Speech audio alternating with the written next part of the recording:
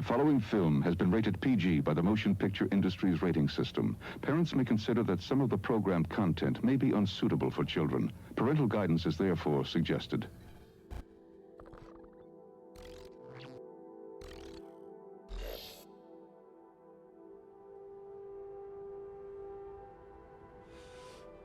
I can hear you being quiet, Mom.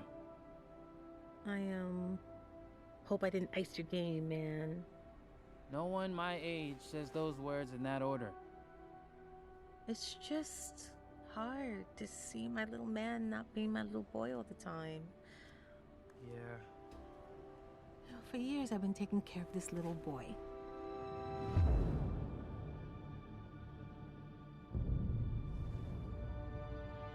Making sure he is loved, that he feels like he belongs wherever he wants to be. He wants to go out into the world and do great big things. Not bad, kid. And what I worry about most I love you, Miles. is they won't look out for you like us. Miles! Want to get out of here? Wherever you go from here, you have to promise to take care of that little boy for me. Make sure he never forgets where he came from. And he never doubts that he is loved. And he never lets anyone tell him that he doesn't belong there.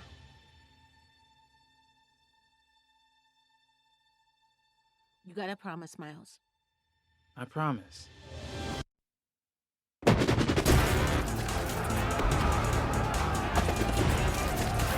Who do you think you are? Really? We are supposed to be the good guys. We are.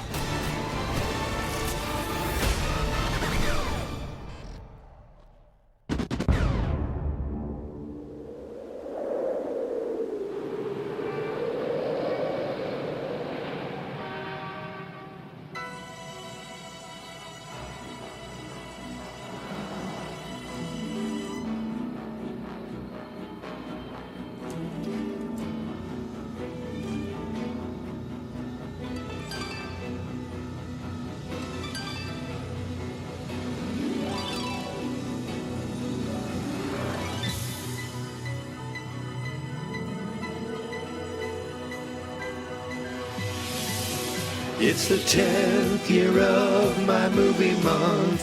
30 movies, 30 days. Movie month, 30 podcasts, 30 days. Movie month, 30 movies, 30 days, 30 podcasts. It's year 10.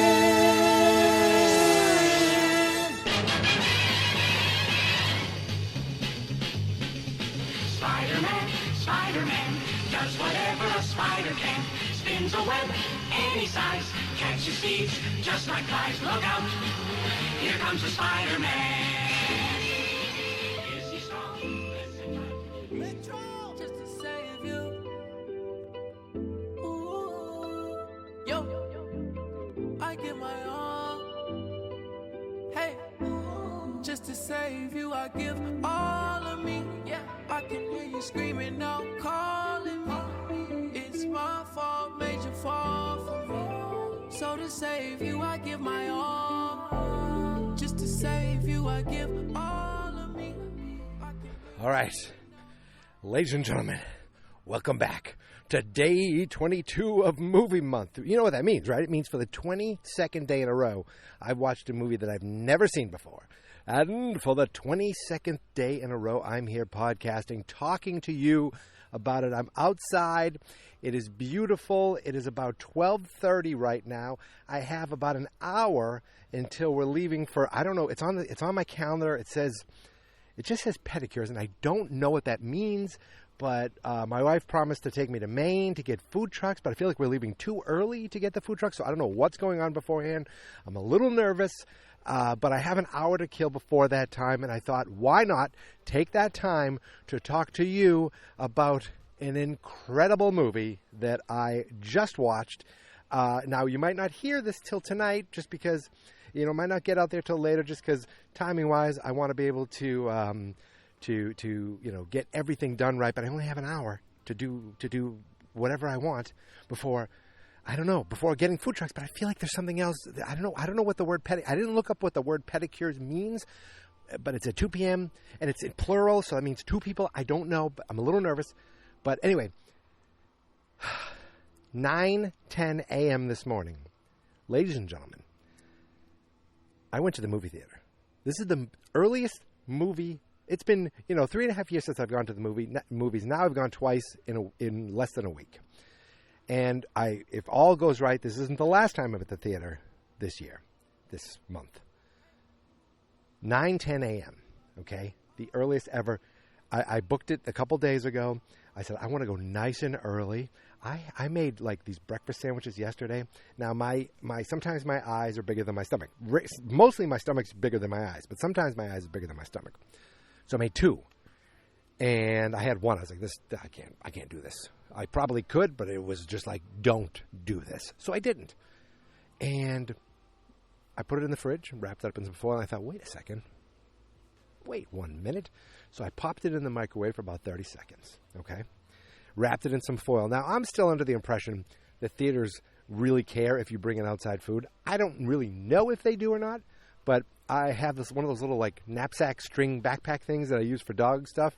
So I took all the dog stuff out, threw the bagel in there, the bagel sandwich, and then got a Dunkin' Donuts coffee. Now, this is where I was like, this is sad of me, but I took the Dunkin' Donuts coffee, I put it into like a thermos, and I kept the cup, cleaned the cup out, put the cup in the bag, thermos in the bag, walked right into the theater. Then I reassembled. I didn't want to drink it out of a thermos. I'm sorry. I reassembled it into the Dunkin' Donuts coffee cup, and I had the perfect breakfast with an incredible movie, Spider-Man Across the Spider-Verse.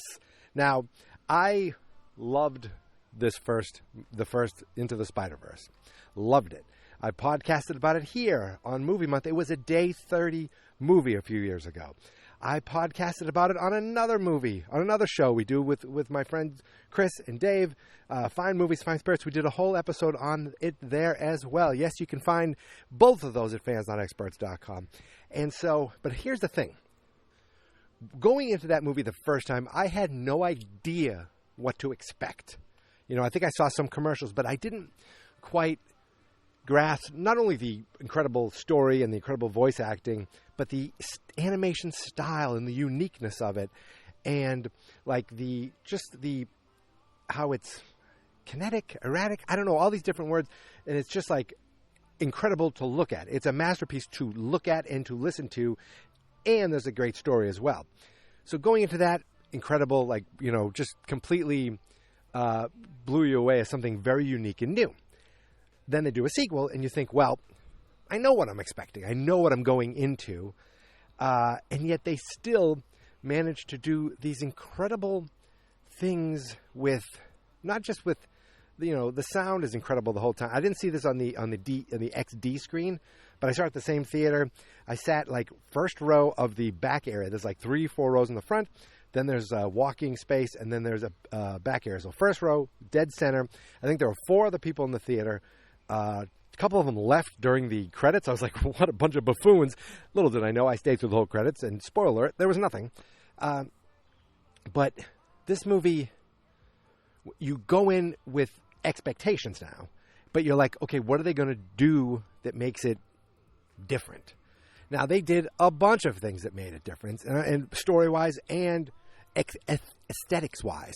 Obviously, the music throughout, the sound throughout. I mean, I've already, I was talking to the old man, and he says, oh, was it good? I go, it was great. I go, was it animated? He's like, animated? I go, yeah, it's going to win the Oscar for Best Animated Movie. The first one did, and this one will too. I'm pretty convinced of that.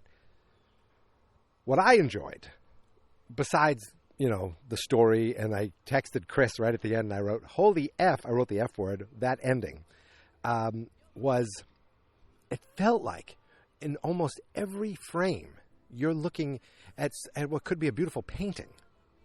And boom, and there's, this is a 2 hour, 20-minute movie, and every little scene, and every scene has its own style, and nothing is flat, the animation where you're like, wow, look how good that hair in water looks, and look how realistic. No, everything was stylized, and to the point where you start off in Gwen Stacy's world, and like it's so, like the palette is different, the drawings are different, and then just when you turn, like you see someone, and you're looking at like she's looking at her dad, and the way the dad's drawn, it's almost like he's withdrawn, he's dark, he's back, he's in the back, it's like negative. It's the style of the drawing kind of helped push forward the emotion that the characters are trying to feel, the emotions that the story's trying to give you. Just incredible. And then, like, even during you're looking at one scene, and it'll change 3 or 4 times, like in different things. You're getting what looks like 2D flat drawings with 3D animation with this kind of that. I remember it used to be called like shadow something. It was an old animation style that you started seeing in video games, where it's like how realistic, like not even realistic the animation, but realistic the movement, and how it felt like 3D depth, even though you're not watching something in 3D. You're seeing that. You're seeing live action. So I've never seen the Andrew Garfield Star Wars, the Andrew Garfield Spider-Man movies, but I realize that Andrew Garfield, Tobey Maguire, what the hell is it called? Venom. They're all in the Sony Spider-Verse, including Morbius. I guess he's also there, and they're doing like a live action Spider-Woman movie, and then there's that Kraven the Hunter with Aaron Taylor Johnson from Bullet Train and Kick-Ass. The previews are out for that now. So Sony's like, we still have the right to these things. We're going to use them. And maybe they'll be great, maybe they won't. But hey, at the very least, we have these amazing Spider-Verse movies that are just going to balance the budget at the very least. So we saw live action. We saw glimpses of Tobey Maguire. We saw glimpses of the Andrew Garfield. We saw Donald Glover, and I think Donald Glover is the Prowler in a universe. And then I'm thinking, I'm like racking my brain. Did I miss something? Is there something in the Andrew Garfield movies? Is this a reference to a movie that was never made, a casting that never happened? Like, I feel like it was more than just stunt casting. There was some sort of meta little, hey, this is a reference. And I didn't look up the trivia afterwards. Like, I just wanted to talk to you as quickly as possible. Left there. I was going to talk to you in the car, but I forgot to put the little memory, the little flash memory card into my recorder. And I was like, drats, whatever. I was upset. And I didn't want to use my phone because the phone quality of recording is kind of garbaggio. So just the different styles. I said, the live action, this, that. And they even reference, the Spider-Man of Disney and the Marvel Disney world. Because didn't they talk about Doctor Strange? Yeah, he's with that skinny geek or something like that. The nerdy guy. This is another movie that references Nick Cage again, but this was what threw me off. Nick Cage was a different Spider-Man in this one, right? There were so many Spider-Men and Spider-Women, Spider-People that I'm like, I don't think, I'm sure plenty of them were created for the movie, but I feel like if there is an issue out there, or what else worlds, or a what if, or a different dimension where it shows any kind of reference to a different type of Spider-Man, I feel like they combed the comic archives and stuck them in there somewhere. And I want to read about everyone that was referenced. I want to learn more just to find out. There was this one guy towards the end who's saying everything he thinks. He's like, now I'm going to look at this wall. Now I'm over here. Now I'm getting... Like, he's quoting himself, which was like... I feel like that was an older type comic style thing. I loved that they had... when they reference something in the corner, they put a little asterisk box where it's like, see this previous thing, or this means this, which they throw in comics all the time. You know, they'll tell you, oh, this is what this is a reference to. See this issue of, Fantastic Spider-Man number 75 or something. So all that I loved. Then there's the story itself. So I'm going to try to buzz through the story, and hopefully I get it all right. Fresh off one viewing. Miles Morales. No, actually, we don't start with Miles Morales, but we know Miles Morales is the one true Spider-Man in Brooklyn in his world. Everyone's the one true Spider-Man in their world for the most part. That means something. So we start off with Gwen Stacy. We see that she's in a rockin' band, and it comes to find out she's doing something where she, her dad finds out who she is, finds out that she is Spider-Woman. But at that time, she's also fighting a monster who doesn't look like it. He looks like he's drawn out of paper. He's the Vulture, but he looks like he was drawn like 2D, like old-fashioned Da Vinci and like old Renaissance drawings. Then we meet Spider-Man 2099, and I swear to God I had a Spider-Man 2099 comic when I was a kid. I say kid, it might have been the 90s, so it might have been a young, unruly teen. I was a good kid. I was a very ruly teen. So I think it was Spider-Man 2099. I might have had one issue. I don't remember anything about it. So there's him, and then there's a Spider-Woman who I don't know at all, but I'm like, she's got to be something. She's Spider-Mom. She's pregnant. She's riding a motorcycle. And you find out that they are from this. They must be from the future because they have the ability to jump from all the different universes. And their job is to find these anomalies in different worlds and send them back to their own world. That's what they do. So they're here. They get the Vulture. They bring him back, and they send him back to their own world. Gwen gets recruited, and she's off joining them for a few months. We go to Miles, and Miles is still being the Spider-Man of Brooklyn, the world we know, which I can't remember what his universe is. It was like 1066 or something. That sounds like a tax form, but it's something like that. So we see his world going on, and then there's a killer or a villain that shows up called the Spot. Now I thought the whole time that he's this guy at the beginning. He's comic relief. We're never going to see him again. He's kind of silly. Turns out he is pretty much one of the main villains through this whole movie. So this guy's the Spot. He can create holes basically and portals and travel through them. And after fighting Spider-Man for a while, we find out that he kicked himself in the butt, went into his own portal, and kind of went into himself and realized that he has these infinite amount of portals that can get him to different dimensions. Now he can travel to different dimensions. And his whole thing is, I'm going to make Spider-Man pay. Meanwhile, Gwen Stacy shows up. Now we find out later she's there looking for him. And I think she's looking for him. And she goes and checks on Miles, which she shouldn't have, but she did. And he's like, what have you been doing? And she says, this is what I've been doing. This is what I've been up to. And we come to find out that she wasn't supposed to go see him. She's almost kicked out, but they're like, we'll give you one more chance. You have to go to Mumbai Hatton. It was basically like it was like Manhattan, but Indian culture version of Manhattan. You have to go to talk to that Spider-Man and figure out what's going on there. So Miles is like, oh, he's invisible watching this, and he jumps in and he goes and joins the party. Then we get probably my favorite Spider-Man was the Indian Spider-Man guy who's like, I've been Spider-Man for 6 months. He's like, we get those little, hi, my name is, I forget, it was like an Indian style name of like Pitraka Parker. It was Peter Parker, but stylized with, as Indian. And he's like, you come to realize he's got the girlfriend's dad is a cop. It's very much, I didn't even make that connection until later. And then, of course, craziness happens, and they save the day. And then Peter ends up getting pulled back, and we go to Spider City, kind of, where it's like the mecca of where all the Spider-Men and just everyone's a Spider-Man, and you realize this is what we do, this is what goes on. Now listen, you screwed up. Like, what do you mean I screwed up?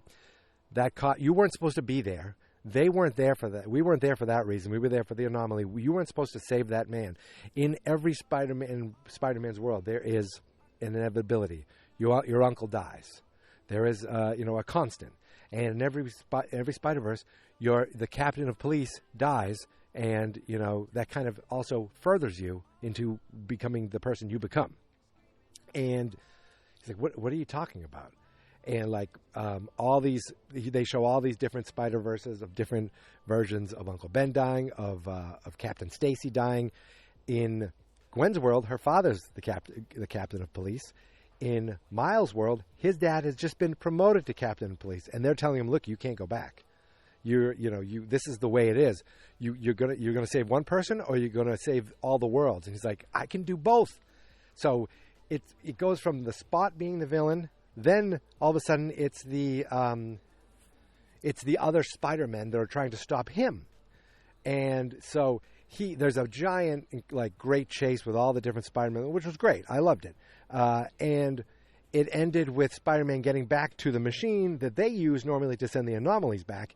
And what we learn is Spider-Man, Miles Morales himself, Spider-Man 2099. I can't remember his name, but it's Oscar Isaac.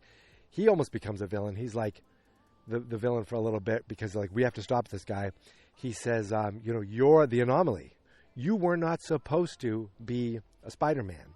You were in a world that already had a Spider-Man. You were bitten from a spider that wasn't from your dimension and from your universe.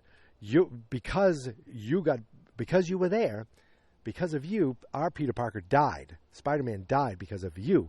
And there's a world that doesn't have a Spider-Man because of you. It really isn't because of him. It's because the spider came over. That spider was supposed to stay in universe, Earth 42. Instead, it comes over to Miles' universe, and he becomes the new Spider-Man after Peter Parker dies. So he escapes. He gets back to the machine, and he gets it to turn on and activate, and it sends him back. But the twist, he goes back to his world. He talks to, he meets his mother, and he says, "Look, Mom," he finally tells her, "I can't do this anymore. I'm Spider-Man." She goes, "Who's Spider-Man?" And I was like, oh, snap. What happened is, because he was bitten by a spider from a different universe, the machine reads the blood and the DNA of you and sends you back to your universe. It sent it back to the universe that the spider was originally from. It sent it back to Universe 42, where there is no Spider-Man, but there already is a Miles Morales. You learn in this world, his father died. You learn in this world, his uncle is alive, but his uncle isn't the Prowler.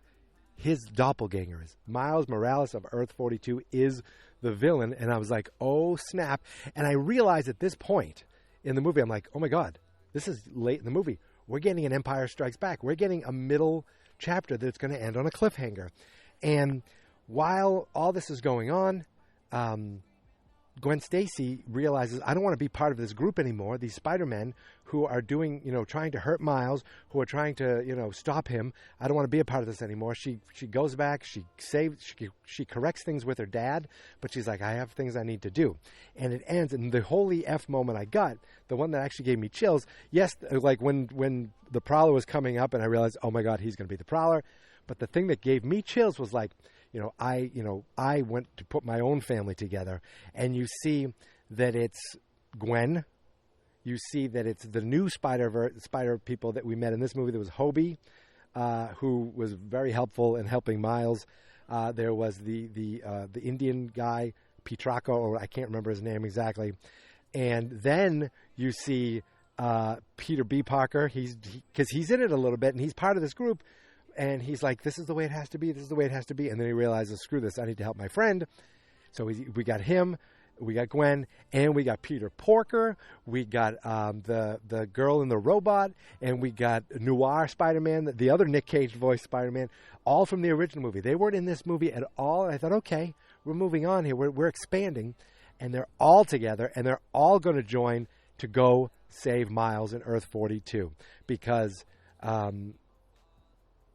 because there's no Spider-Man there. There never was a Spider-Man there, and this is what that world turned into. And it was just like, oh, my God. And it's just like, boom, to be continued. I'm like, what? And it's going to be beyond. Now, I had to think they were making a trilogy, and I feel like I probably read somewhere that it was called Beyond the Spider-Verse, but I didn't. It's like when you're watching it, you still kind of think you're in a self-contained story where there's going to be an ending, and then, but wait, there's something leading to the next movie. No. This movie is like, da-da-da, here we go, Miles, we're coming to save you next time. Now, we had years between these two movies. I hope we don't get years again. I hope it's, 25. Give us 2 years. Let us enjoy this movie. Don't rush it, and then do it in 2025. That's my hope. I didn't mention Hobie enough. That was a great character. The style, the way he looked. He was the punk rock Spider-Man. Is it Daniel? Kaluuya? Is that it? I think because I saw the cast before, and I was like, wait. Who is the voice of that guy? And I realized, I think it's Daniel Kaluuya. I believe I'm saying that name, and that's not just the alcoholic beverage I'm talking about. Just awesome. Awesome voice acting across the board. Awesome storytelling. Beautiful to look at. It left me going, oh, my God, this was better than the last one. Like the first one, it's into the Spider-Verse, meaning, look, we opened this, we made a tear in the kind of the multiverse, and things are seeping in. And Miles, really, all he did, he lived in his own world. Everything was normal, except for becoming a spider, but it was still, everything around him was the world he knew. Except, now these other Spider-Men have showed up. Now, he gets to go, because they're like, well, I'm in a different universe. Now, in this one, he gets to go, literally, across the Spider-Verse into multiple different worlds, into different things. Now, I forget how many we saw. We saw enough. And we got to see, all different things. And oh my God, it was so good. And now you have to, literally, he went across the Spider-Verse. So when they say beyond the Spider-Verse, I think that we got to take it almost literally. Where are they going? Are they going someplace else? Someplace beyond? Because they showed the different worlds, and look at these red lines. This is Miles coined it, the Spider-Verse. And it was just like, oh, yes. And we got the memes. We got the memes of two Spider-Men pointing at each other. We get all the fun. It was funny, too. We got another, I think that's a Banksy. That was another reference to the previous movie. I'm trying to think what else. I mean, it was just so gosh darn. And yeah, you're going to make me, use such language. It's so gosh darn good. Incredible. They took what they had originally.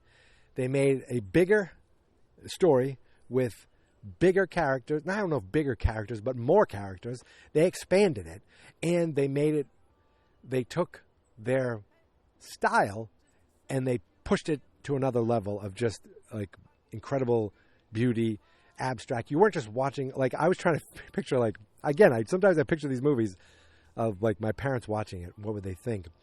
And they'd be like, what, that's crazy. What is going on? Do you understand what's going on here? This is I don't even know if they like the different styles of stuff, but I love the word, the homage to actual printed comic pages. They did that throughout. And literally, I was like, that'd be a beautiful painting. So many things you'd be like, wow, that's a framework of art right there. And it's just 2 frames in a movie. You could see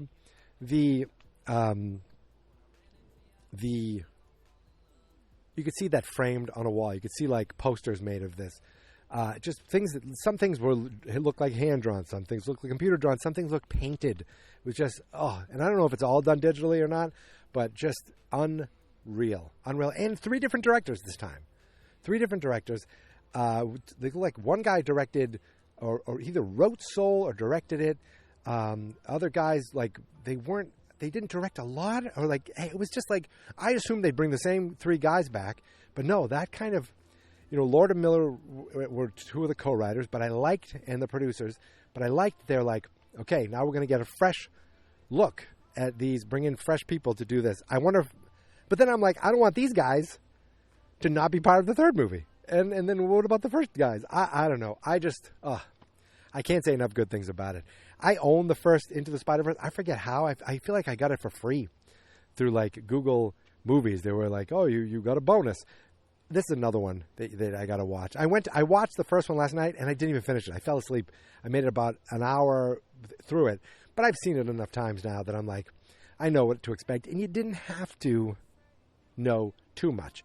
You just had to remember that they ripped open. They used this hadron collider, the large super collider, that ripped open the multiverse, and there were consequences that were beyond just what we saw in that first movie. And this movie kind of deals with those consequences. I think I'm done. I don't know. I don't want to say like this. It's weird because when I talked about The Flash, it was such a longer podcast, and it's been a week since then. Probably because I was just excited to see what that would be. And my friend calls me right after. He's like, "Did you like it?" That's how he talks. "Did you like it?" I go, "Yeah, it was awesome." He goes, "It was better than The Flash." Now, he went with his girlfriend to The Flash. She's a big comic book fan. She loved it. He was like, "It's okay." And I was like, "Yeah, that's for you. I expect you to say it was okay." For someone who loves DC, I hope they like it a lot more. But with this one, I said, "No, yeah, this was better. This was an excellent movie all around." It wasn't like, well, I think, Marvel comic fans, I think Spider-Man fans would like it. Obviously, that's all true. But I just think what I saw was a spectacle of filmmaking. And was it Guillermo del Toro that says animation isn't a genre, or animation is animated films is film? It's not a genre, it's filmmaking. I love that, because what I saw here, you put it up against any of the other movies that I watched this year, and I think it's better than just about every single one. I don't know. There are different style of movies. I watch little dramas. I've watched, silly horror movies, and I've watched, action comedies. And I've loved many of the movies I've seen this year, but this is the one where you walk out and you go, I saw something special. And that's what I think about it. So, well, I think I'm going to go have a little lunch before I go off to Maine. We're going to do a little shopping, a little sitting on the beach, hit some food trucks. But I don't know what this pedicure is. I think it's pedicurus. I don't know if it's Greek. It says pedicurus, 2 p.m. I don't know what that means. I'm nervous. But I do know that whatever happens, I'll be back tomorrow to talk to you about it and fill you in on what the hell I was dealing with. Or not dealing with? I don't know. I just don't know. I just want to take my book and sit on the beach, go to the food trucks. That's all I want. I don't know what this is, but I'm going to find out. And if you stick around tomorrow, you're going to find out too. Now listen, you can find me on Twitter and Instagram at Geek Mentality. You can find me on Mastodon.social at Geek Mentality. If anyone friggin' uses Mastodon, that's where I am, Mastodon.social. Look, go to fans.experts.com. All the links to all the socials are right there. If you go to, if you go to Twitter at Geek Mentality or Instagram at Geek Mentality, there's a link right there. It's a link tree it's specific to Movie Month. There's a Spotify playlist for this year. Then there's a list to all the other movies that I've seen, and there's all the social things. You can find everything there. And that's it. I am done. I am excited that I saw this movie. I'm glad I didn't wait. I'm almost positive Christopher would not forgive me if he saw that I watched fucking Bullet Train. Oh, excuse my language. If he saw that I watched Bullet Train but didn't go to the theater to see this, he would never forgive me. But you know what? Who cares? Explicit. Boom. As a great podcast that I used to listen to, what would say explicit tag earned. I'm not going to put it on there, but boom. I'm also not going to edit that out. But he would have never forgiven me. And now, mind you, we are grown adults. This man is a father of children, and he's like, "You got to see this animated movie, you stupid ass." He didn't say that, but that's I believe he felt it. I believe that's how he felt. Especially if I didn't go see it. And yes, he was the first person I texted right at the end. Holy F! That ending. Whew! I loved it. I'm excited. Look, I'll be honest with you. Tomorrow, I don't know if I'm going to be. I don't think I could possibly be excited about tomorrow's movie as much as I am today. But I'll fake it. I'll fake it for you. So listen, until tomorrow, my friends, I appreciate you being here. It's second day of vacation. I have 44 unread emails. I know I'm not supposed to look at them for work, but I happen to glance at them. I'm not going to look at them. But that's it. All right. I'm out of here. enjoying vacation. It's a little windy, but it should be nice by the beach. It's beautiful, the blue sky. All right, I'm done. See you tomorrow. Remember, with great power comes great responsibility. Oh, wait, that's not how I end it. I end it like this. Thank you for listening. Thank you for subscribing. And here is my theme song. This is my podcast. I made it. Geek Mentality's what I named it. And I think you should listen and subscribe. 'Cause I'm kinda funny and awesome. I think that I'm worth your time. And I'm kinda handsome. My mom says, please listen and please subscribe. At least listen to this episode. Fans not experts. Just in time. Spider-Man, Spider-Man, friendly neighborhood Spider-Man. Wealth and fame, he's ignored. Action is his reward to him. Life is a great big day. Wherever there's a hang, you'll find a Spider-Man.